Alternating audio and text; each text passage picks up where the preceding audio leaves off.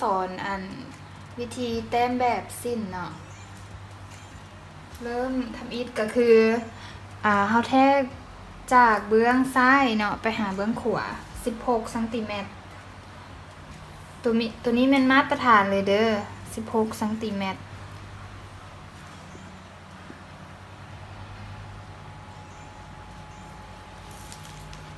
แทกมา16แล้วแทกลวงยาวตั้งซากนี่แมน7.5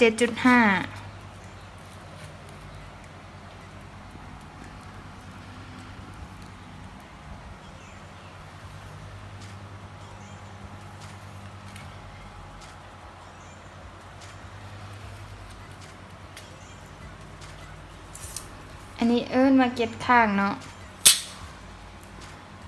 จากนั้นแต้มออกมาอีก1ซน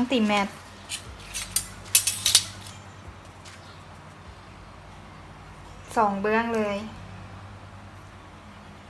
1ซน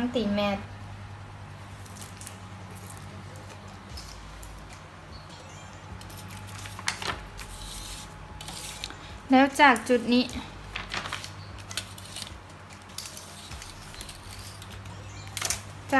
้เนาะไปแมนเอาความยาวของสะโพกหาร2ซึ่งสะโพกมัน35เนาะหาร2 35หาร2เหลือ17.5เนาะรวงยาวแต่นี้หานี่แมน17.5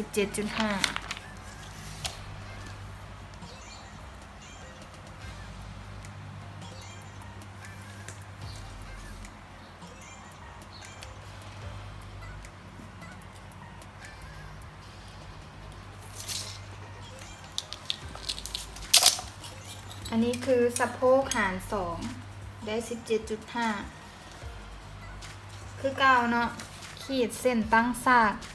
ความยาว 7.5 ซน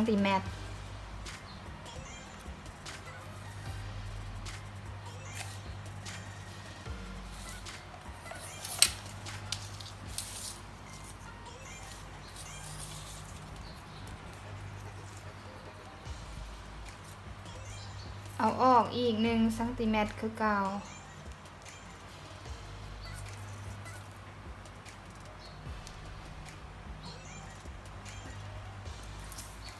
ตอนนี้เขาก็ได้เก็ตข้างเนาะ2เบื้องแล้ววันนี้เขาจะมาเอาเก็ตหลังจากจุดนี้แมน4ซนเนาะ4ซนแทกออกมาทั้งสองข้างเลยเป็น4ซนอันนี้มันมาตรฐานเลยเด้อต้องเป็น4เบื้องนี้ก็คือกันแทกออกมา4ซนแ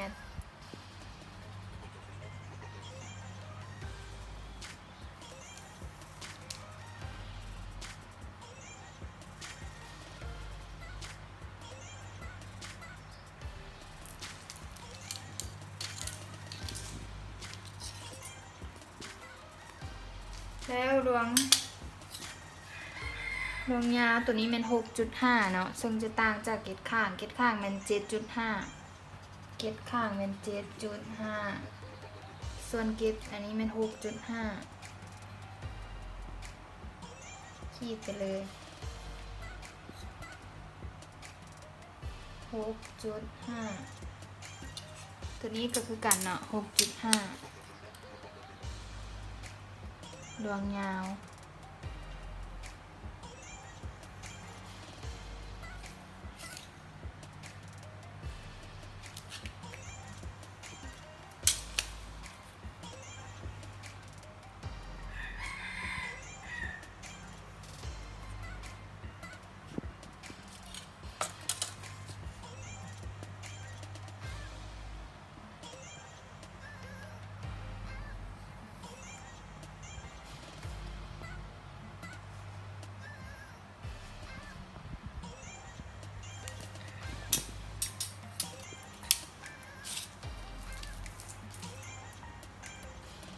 ส่วนเกตตัวนี้ เขาสิแต้มออกมานี่ 0.5 เนาะซึ่งต่างจากเกตใหญ่ตัวนี้เป็น1อันนี้เป็น 0.5 ทั้งสองข้างเลยเป็น 0.5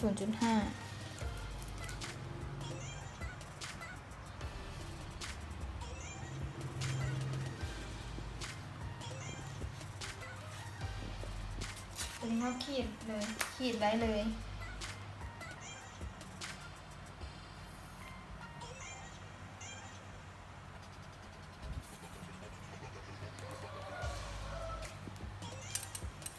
มาเฮ็ดอีกเกตอีกเบื้องหนึ่งที่เขาแต้มตัวนี้ไว้แล้วนะตัวนี้มันรวงยาว 6.5 เอาออกข้างละ 0.5 คือกันกับตัวเมื่อกี้นี้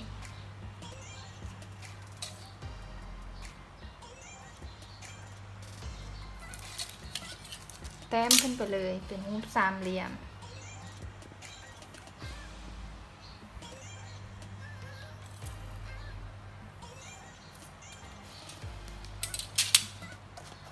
ส่วนเก็ดข้างนี่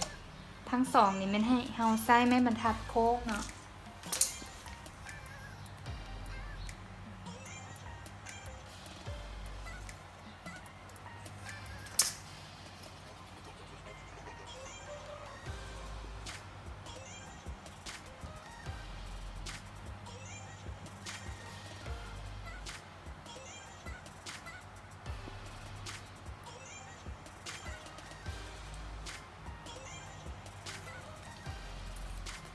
อีกเบื้องหนึ่งใส่ไม้บรรทัดโค้งคือกัน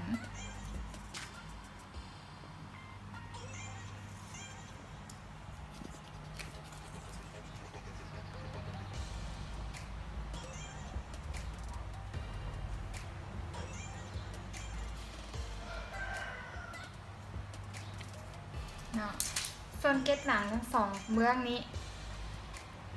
เฮามาเบิ่งก่อนว่าเฮาเสียออกเท่าใดเพราะว่าเราต้องแทกรวงยาวของรวงยาวของแอลเฮาเนาะแอลหาร2แอลมินิแมน26หาร2เท่ากับ13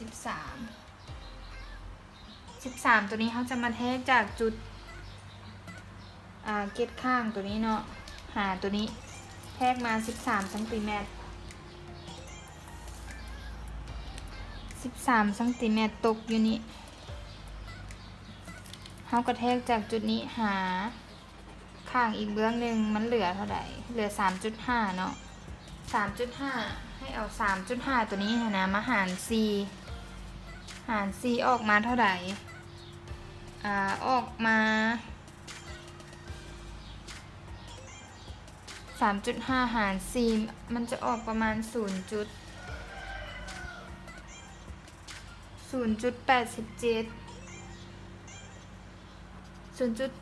ตัวนี้จะเป็นความกว้างตัวนี้นะที่เฮาเสียวออกแต่ละข้างนะเฮากระแทกเลย 0.87 0.5 0.6 ประมาณนี้ 0.87 หรือว่าเขาเอาไม้บรรทัดใหญ่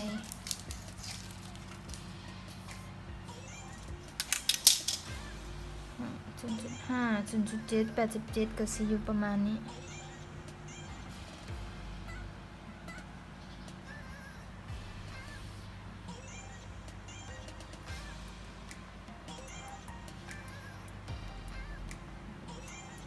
เขาก็ขีดทั้งสองเสาคือกัน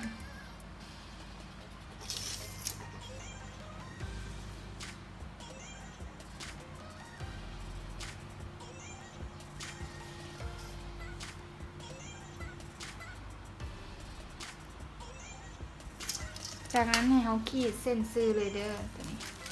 บดไส้บรรทัดโค้งก็ได้ไส้บรรทัดซื้อขีดตามนั้นเลย